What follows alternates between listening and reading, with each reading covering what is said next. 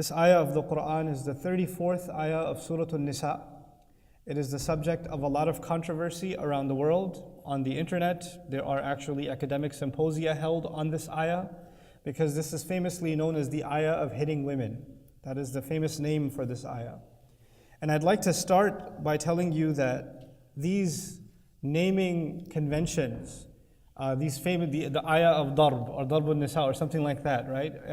I remember actually almost 10 years ago there was a symposium on just this ayah at Yale University and how to solve the problem of this ayah.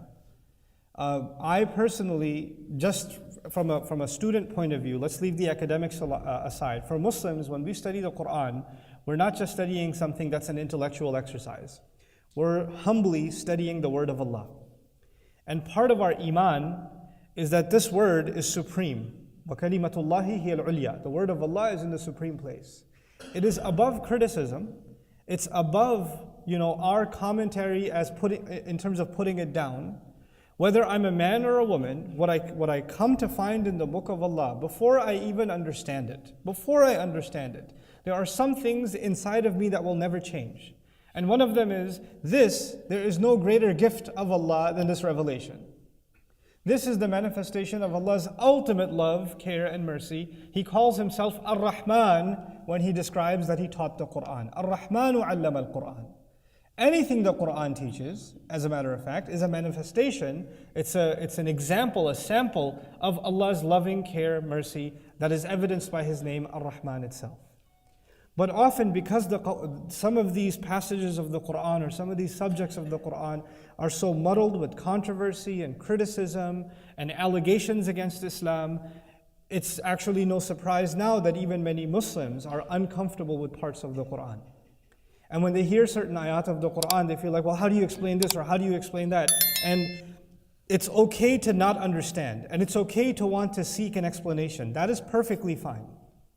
And as a matter of fact, it is also not okay to have a shallow understanding of the book of Allah, not truly understand what Allah is saying, and then fully confidently say, this is exactly what Allah means. We have to be humble, even as students of Allah's book, that at the end of the day, Allahu A'lam.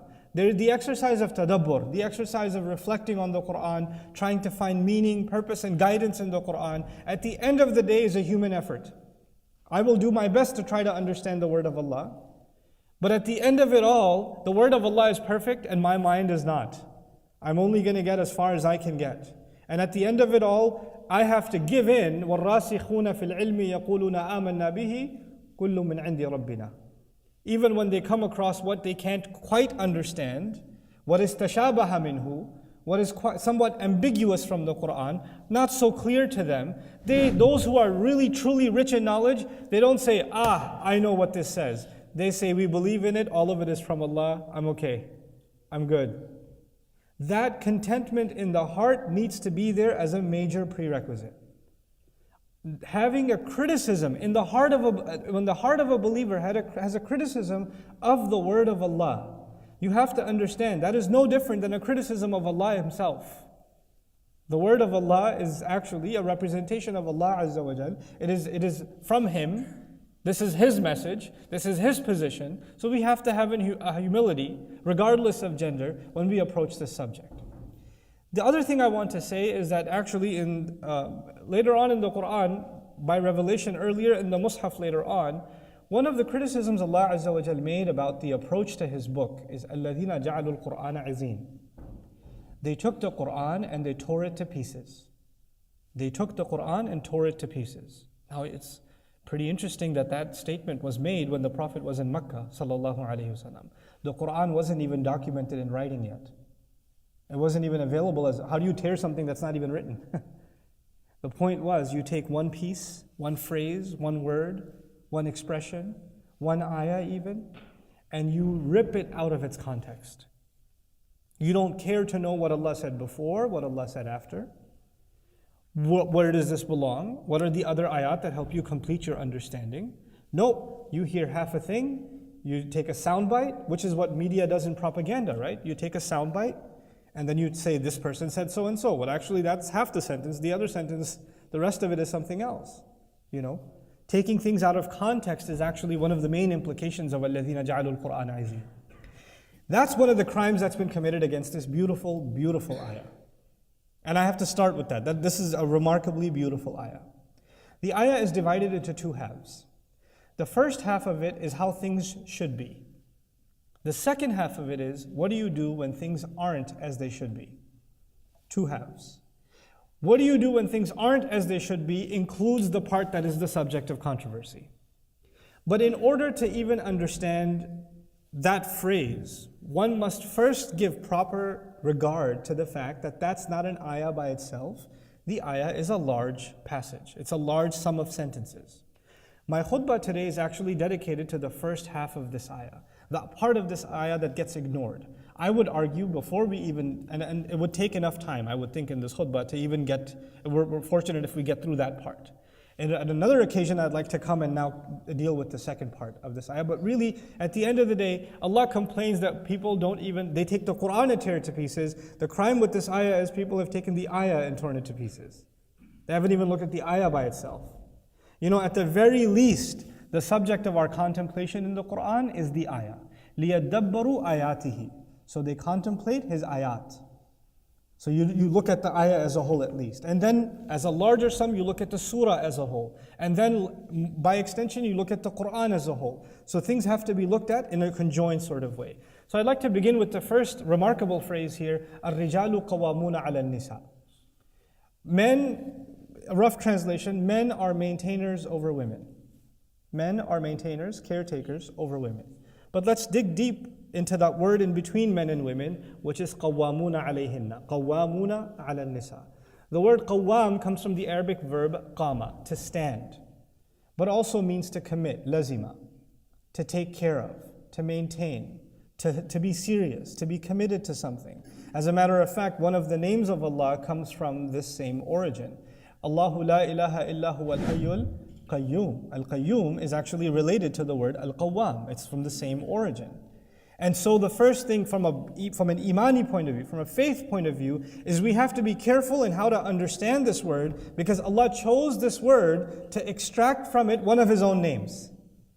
So if you are loose in the treatment of this word, you're dealing with something very sacred to begin with. You have to think about, for a moment, take a step back, and think about language altogether. Allah taught all of bayan, allamahul bayan. All language was taught by Allah, even what we speak now in English or Urdu or Punjabi or Farsi or Bahasa Malay or whatever language you speak. That is actually, it goes back to what was given to Adam alayhi salam.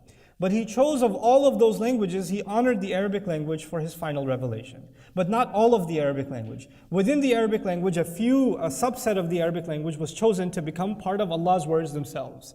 And within that vocabulary, there's even a more special vocabulary which Allah chose to describe even Himself. So of the words that have ever been uttered by humanity, the words that have received the greatest honor are the ones that are attributed to Allah Himself. And Al-Qawwamun is actually related to one of those names, Al-Qayyum. Now, to maintain, to commit, to take care of are very direct, immediate implications of qama. Actually, this is from the extended version of this verb comes aqama, from when we say iqamatus salah. It's from the same origin. The first thing I'd like to highlight is from the Arabic point of view, this word has nothing to do with authority. Izzah has to do with authority, Saytara has to do with authority, Sultan has to do with authority. There are several words in Arabic. Arabic is a very rich language. There are several words in Arabic that are available for what word? For what concept? Authority. Qama is not one of them. Qawwam is not one of them. As a matter of fact, Umara is different from Qawwam, or Amir is different from Qawwam. There's a fundamental difference. But unfortunately, in many people's minds, even this opening statement of the ayah is interpreted as men are authorities over women. Do men have authority over women in certain circumstances? Absolutely, I will be the first to tell you. But where does that come from? It comes from other places. It comes from other evidences. I am not a proponent of taking something from the Qur'an and then imposing on it my version or my view, even if my view is correct because of some other reason. You see? The ayat have to be taken as supreme on their own. We don't impose on the ayat impose on us. Kalamun ya'lu wa la yu'la alayhi. This is the speech of Allah. It rides supreme. It is not dominated over.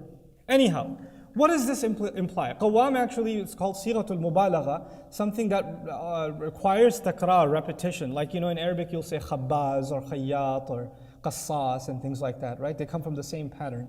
When somebody does something over and over and over again, and they have to keep going back and doing it, and then they become an expert in doing so, that's why someone who makes a lot of khubz, bread, is a khabbaz, a baker. Because they make it over and over again, they get very good at it, okay?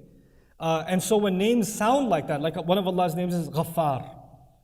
Ghaffar suggests that Allah doesn't just forgive, He forgives repeatedly, over and over again. He does it. And that suggests, in some cases, even expertise. Qawwam here suggests that men continually express their care, their loyalty, their commitment. They renew it over and over again over women. That's the idea of Qawwam. Someone who maintains, takes care of, shows loyalty, shows love, is actively involved over and over again. In other words, men don't get to be passive in their relationship with their women. It cannot be a passive relationship. It cannot be, she knows I love her. It can't be that. Oh, she knows I care. It can't be that. It needs to actually be expressed actively and repeatedly and constantly. And that's the first implication that is inside الرِّجَالُ قَوَامُونَ عَلَى النِّسَاءِ. But then Allah gives His rationale. Why should this be the case? On what basis should you be the caretaker? Why? Because, first, بِمَا فَضَّلَ اللَّهُ بَعْضَهُمْ عَلَى بَعْضٍ. Because Allah has given some preference over others. Now, first reading of that might make you think that means because men should maintain, take care of, commit themselves, and renew and continually refresh their commitment to their women because Allah gave preference to men over women. But actually that would have been بِمَا فَضَّلَهُمُ اللَّهُ عَلَيْهِنَّ.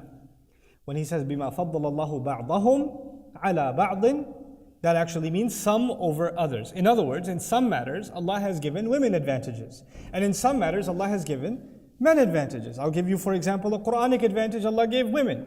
وَاتَّقُوا اللَّهَ الَّذِي تَسَاءَلُونَ بِهِ وَالْأَرْحَامَ إِنَّ اللَّهَ كَانَ عَلَيْكُمْ رَقِيبًا. Beginning of this surah itself, Surah An-Nisa. Allah mentioned taqwa of Himself, and then He mentioned taqwa of the womb.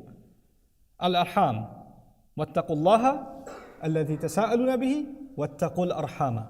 بمعنى وَاتَّقُوا الْأَرْحَامَ. Have taqwa of the wombs of the mother. What a status given to the woman. That Allah put taqwa, which occurs either for Allah or for Judgment Day or for protecting yourself from Allah's torment in the Akhirah. Be that careful of Allah. Be careful of Judgment Day. Be careful of the womb of the mother. Be careful of the relationships of the womb. And everything that comes with it, whether it's marriage, motherhood, your aunt, your grandparents, etc., grandchildren, whatever bonds you to somebody through the womb is a sacred bond now that you should have taqwa of. What an advantage that's been given. Other places in the Qur'an, Allah will say, وَلَهُنَّ مِثْلُ الَّذِي عَلَيْهِنَّ بِالْمَعْرُوفِ. He's given them some advantages in compensation for some of the disadvantages. That's what Allah will say Himself. And this is in a dignified way. That Allah did this not to humiliate them, but He added even the qualification, bil-ma'ruf, at the end of that phrase. So the idea here is Allah is actually encouraging men to acknowledge that women have been given certain honors, and because of it, they must go out of their way to take care of women. They must actually acknowledge the blessings Allah has given them, the merits that Allah has given them, and in acknowledgement of that, now you've been put not in a position of advantage, but rather in a position of responsibility. This is a burden on you. This is something you'll be asked about. This is actually in line with ثُمَّ لَتُسْأَلُنَّ يَوْمَئِذٍ عَنِ النَّعِيمِ. On that day you'll be asked about the favor, the blessings you enjoyed. And that is one of them. But then He adds a second qualification. Another basis for which you must maintain and take care of your women is وَبِمَا أَنْفَقُوا مِنْ أَمْوَالِهِمْ. Also, this is actually commonly not understood. Our Mufassirun exhausted themselves over this. وَبِمَا أَنْفَقُوا مِنْ أَمْوَالِهِمْ. The ba, they say لِلْإِبْتِدَاء. One argument is لِلْإِبْتِدَاء. What does that suggest? It means because the starting point of their relationship with their women is that they spend from their monies. Your relationship with your spouse isn't, well, I pay the bills, I pay the rent, I'm paying the car insurance, I'm paying the cell phone, I'm paying for your shopping, so I don't have to do anything else. As if to say the starting point of it. Look, because on account of the fact that you're already spending from your monies, which is the original gesture, by the way, even that relationship of marriage began with mahar, it began with infaqul amwal. But that wasn't the end of the relationship, that was the beginning of the relationship. It actually ceremonially symbolized something. It symbolized that you're willing to spend even of hard-earned income on this person. And therefore, now that you've, and by the way, when you spend something on someone, or on something, then naturally you take care of it. And so actually on account of that, Allah Azza wa Jalla says you and I must, as men, take care of women. وَبِمَا أَنفَقُوا مِنْ أَمْوَالِهِمْ. Now, on this note, Allah Azza wa Jalla in the Qur'an made it pretty explicitly clear. I mean, there are extraneous circumstances. There are unusual situations in life. And Allah mentions those too. But as a general principle, a man is supposed to actually have deep in his spirit that he wants to provide and take care of his family. Not just emotionally and in every other sense that's already, in a protective sense that's already been mentioned, but also in terms of providing. I felt the need to highlight this because I've had, I think, one too many conversations that have left me pretty shocked, even disgusted, where husbands not only refuse to spend on their wives, I mean, not even in the most minimal way. They'll even go to a restaurant. And I'm not talking about some uneducated people from some rural area somewhere. No. Those people are actually much better. We're talking about people who live in Dallas, man. We're talking about people that are educated, professional, well established, and they'll go to a restaurant with their wife and say, "We're splitting the check." Or I didn't want to come here, you wanted to come here, you pay. Or we're going on a trip to Pakistan. You buy your own ticket. Or, well, if you, and she says, I haven't bought any clothes for 3 years. I don't have anything. I don't even have enough to just even get groceries. Well, get a job then. I don't have enough, but you do have enough. You're getting a second car. You just bought a new TV for your office, which you play video games in. Why can't I just have, no. If you want to, just go get work. Go work yourself. This is the antithesis of qawamun ala, as if Allah is saying, if you don't have that, if you don't have the sense to want to spend and take care of, and by the way, that's not an open line of credit for women either. It's not like she spends whatever she wants or whatever. But you must take care of her needs at least and make her feel dignified. And actually, even if a woman has to come and beg and ask, and be humiliated to even ask for some financial assistance, this is an indication that you're no longer qawwam. You're not. وَبِمَا أَنفَقُوا مِنْ أَمْوَالِهِمْ is so beautifully spelled out, And what happens in many traditional cultures is a fun problem. We get married and our parents and our siblings, they're our real family. This girl you married, you just did her a favor. And you and your family will continuously remind her that, I could have married anybody. My mother showed me 20 different proposals, and I went with you. So you just be grateful and live in the closet. You know your place. And now she sees with her own eyes, every time you earn something, every time there's a moment to celebrate, every time there's a joyous occasion, you treat those people as your real family and her as second class. She doesn't really belong. She's the object of criticism, ridicule, mockery, and even negligence. And this is very common in Muslim families.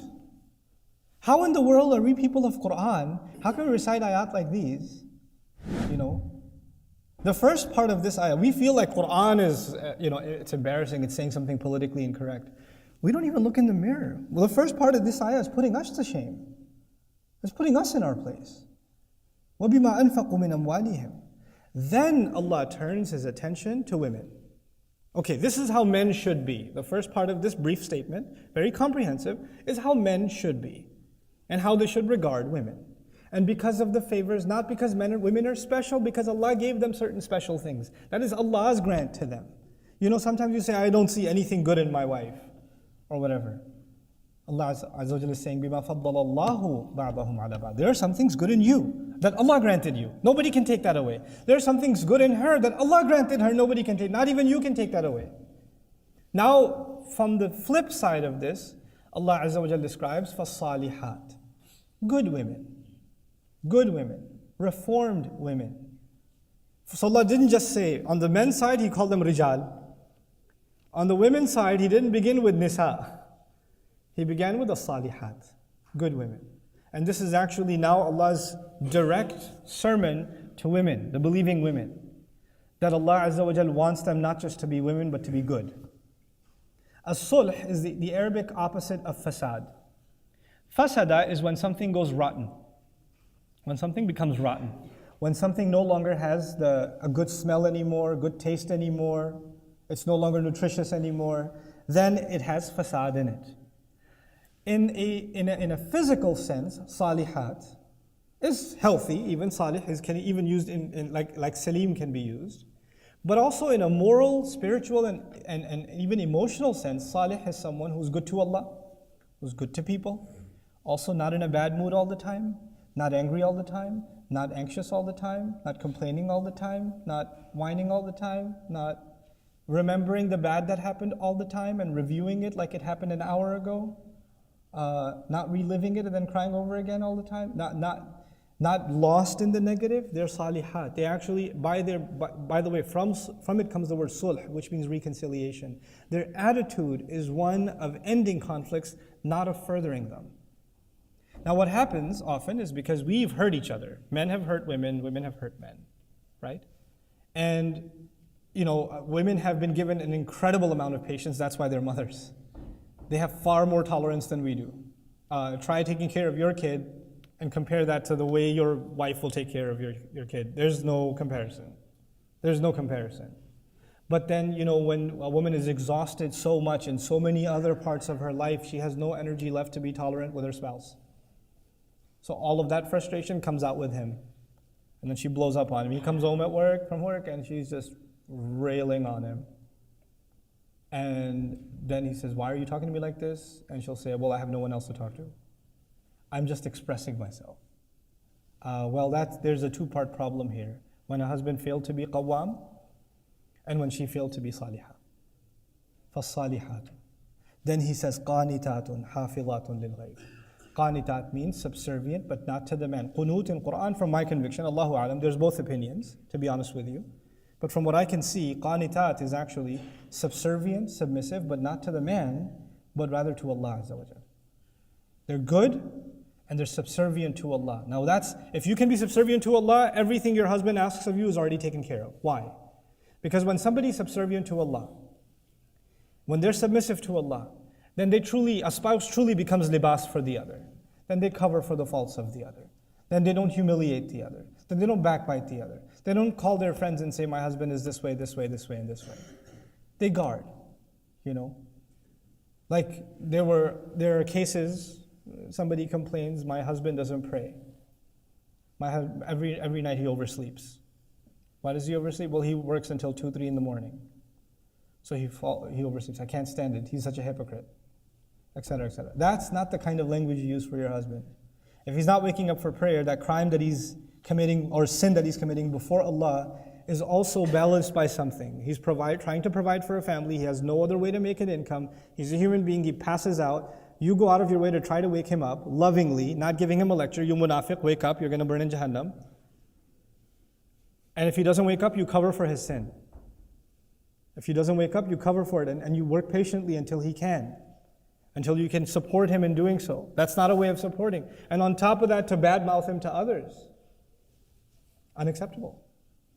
This is وَبِمَا أَنفَقُوا مِنْ أَمْوَالِهِمْ فَالصَّالِحَاتُ قَانِتَاتٌ. And then the next quality of a woman is حَافِظَاتٌ لِلْغَيْبِ بِمَا حَفِظَ اللَّهِ. This is where I'd like to conclude with. They guard the ghaib. Good women, they guard the unseen. What does that mean? The first, most commonly mentioned implication of this part of the ayah is, as a matter of fact, loyalty to their husbands. Loyalty in the sense that they don't expose them to others. Loyalty also that when the husband is gone, they're not doing something the husband wouldn't have wanted them to do. Loyalty also in the most explicit sense, that they're not cheating on their husband, whether physically cheating on their husband or emotionally cheating on their husband. No, I'm just talking to him. I just text him every once in a while when I feel alone. We're just friends. No, no, no, no. That's also emotional infidelity. There are levels of infidelity. They guard the unseen. They guard when the husband isn't there. They protect themselves, you know. A woman has to ask herself, why is she getting extra dressed up when she's going out, when the husband isn't there? Why is she putting on extra levels of makeup, etc., when so-and-so people are going to be there? I'm not there to make that call. You're not going to be there to make. You have to make that call yourself. Why are you doing this? Where is this coming from? Why are you changing your profile picture? For who? You know, why is that happening? Why are you posting newer and newer poses as a married woman? What's that about? Who are you trying to impress? You can lie to yourself. You can even rationalize it to me. I'm not interrogating you. I'm asking you to interrogate yourself. You just have to interrogate yourself. Hafizatun lil ghayb. On account of what Allah meant to be guarded. Some more reflective interpretations of this before I leave you are also that Allah Azza wa Jal made women hafizatun lil ghayb, in that they're protective of things they can't see. They're more careful and mindful and spiritually more alert than men are.